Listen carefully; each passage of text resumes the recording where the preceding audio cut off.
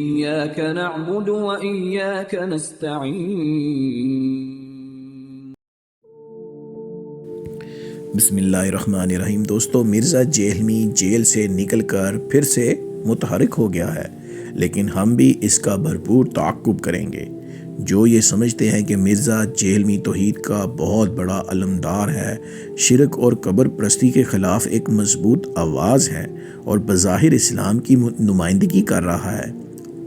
دوستو، اکثر ایسا ہوتا کہ کچھ لوگ توحید جیسے مقدس اور خوبصورت تصور کو بطور لبادہ استعمال کرتے ہیں، مگر اس کے پیچھے ان کی فکر، ان کا منہج اور ان کا ایک خوفناک چہرہ ہوتا ہے۔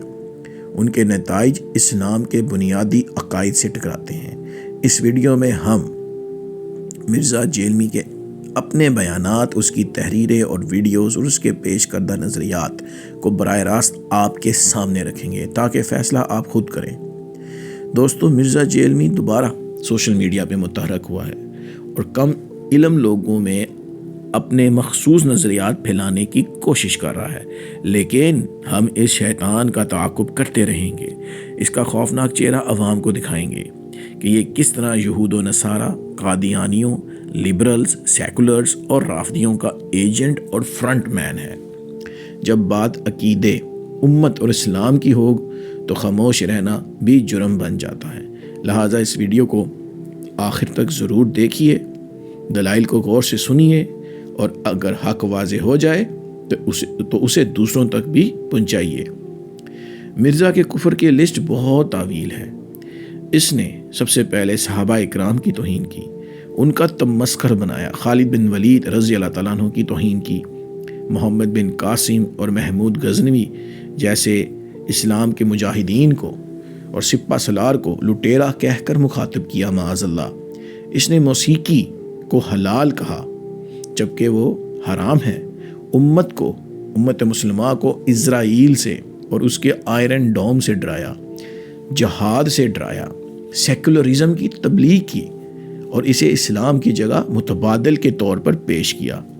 سعودی عرب کے محمد بن سلمان کو ہیرو بنا کر پیش کیا، جس نے سعودی عرب کو مکمل ایک سیکولر ریاست بنانے کا عزم کر رکھا ہے۔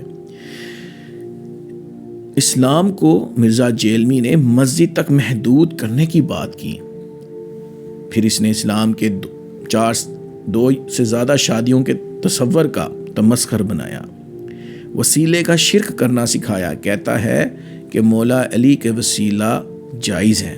دوستو، یہ شرک و بدعت ہے۔ شیعہ رافضیوں کو مسلمانوں میں شامل کیا، جو صحابہ اکرام اور خلفاء راشدین پر تنقید کرتے ہیں، ان کو برا بھلا کہتے ہیں۔ قیام میں ہاتھ کھول کر نماز پڑھنے کی ترغیب دی، جو نماز کا غلط طریقہ ہے، اور اس طرح نماز شیعہ پڑھتے ہیں۔ امیر معاویہ رضی اللہ تعالیٰ عنہ جو جنتی صحابی ہیں، ان کو برا کہا۔ حضرت عائشہ صدیقہ رضی اللہ تعالیٰ عنہ کو ظالم کہا، حضرت عقیل رضی اللہ تعالیٰ عنہ کو لالچی کہا، اور انصار مدینہ کے انتہائی پرخلوص اور انتہائی بہادر صحابہ کو معاذ اللہ لونڈے اور دماغ کا کیڑا کہہ کر مخاطب کیا، ثم معاذ اللہ۔ امام حسن رضی اللہ تعالیٰ عنہ نے جب صلح کی تو کہتا ہے کہ حسن شاہی کوئی نہیں، معاذ اللہ، اور اس جیسی بازاری لینگویج استعمال کی، اہل بیت کی توہین کی، اسلام کی جگہ سیکولر نظام کی بات کی، ٹرانسجینڈر جو ہم جن پرست ہیں ان کے حقوق کی بات کرتا ہے، اور یوٹیوب میں ہم جنس پرستوں کے سارے ہم جنس پرست تقریباً اس کے فین ہیں، اس کو پسند کرتے ہیں مرزا جیلمی کو۔ قرآن کے بارے فرمایا کہ اسے بغیر سمجھ کر عربی میں پڑھنا ایسے ہے جیسے فرینچ زبان میں گالیاں نکالنا، معاذ اللہ۔ رسول اللہ صلی اللہ علیہ وسلم کو یہودیوں کی آر لے کر ثم معاذ اللہ چھوکرا، اور بائبل کی آر لے کر دال جیم لام کہا ثم معاذ اللہ۔ لوگوں کو قائل کیا کہ قادیانی بھی مسلم ہیں، اگر وہ وضو کریں گے تو ان کے ہاتھ بھی چمکیں گے بروز قیامت۔